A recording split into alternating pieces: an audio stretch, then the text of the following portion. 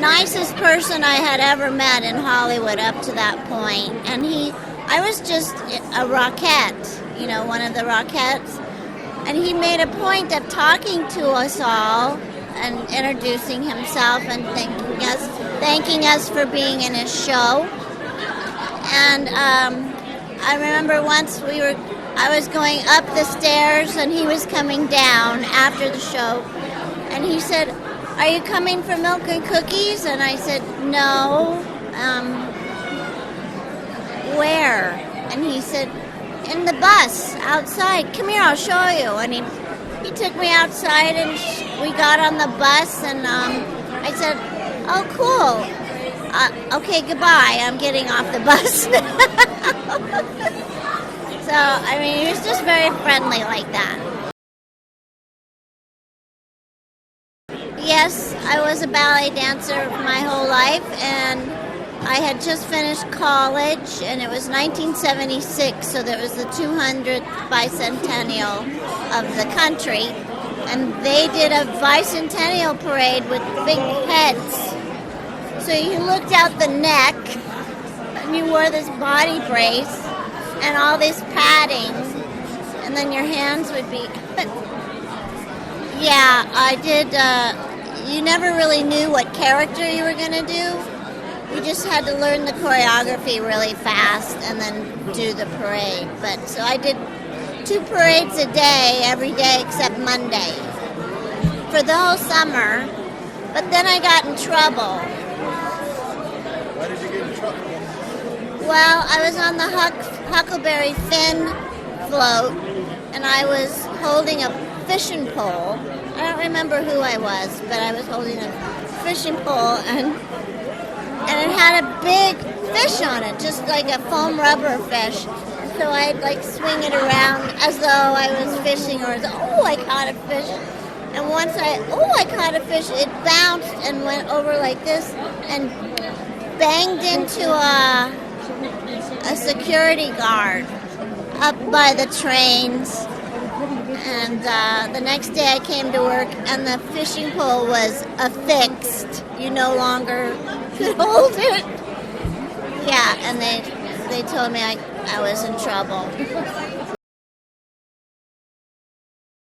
Well, I had toured with the band Devo all over Europe and the United States, and I had just joined a dance company, American Folk Ballet, and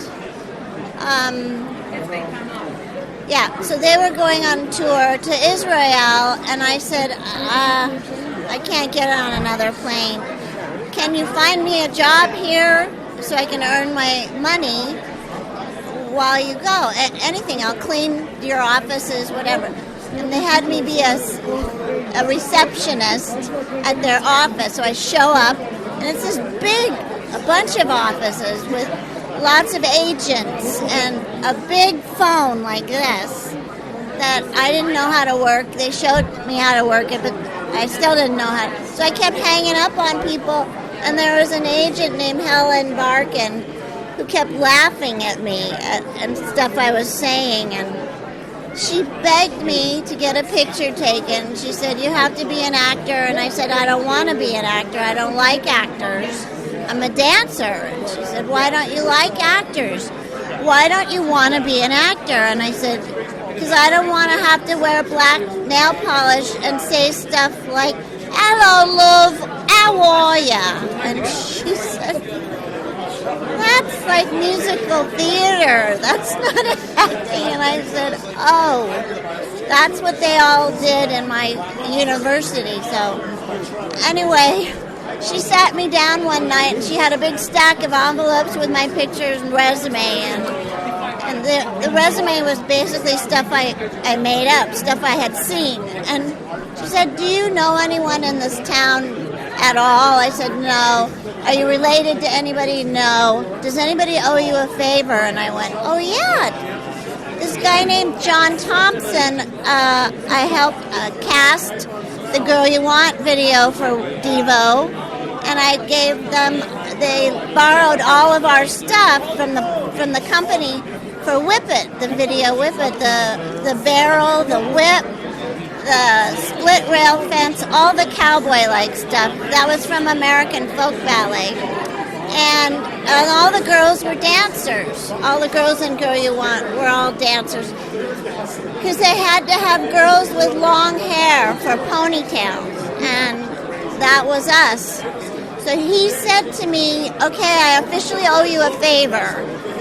And she said, what's his name? I said, John Thompson, and he's over at Cannon Films. And she picked up the top envelope, and it said on there, John Thompson, CO Cannon Films. It was like, the universe did it. Yeah.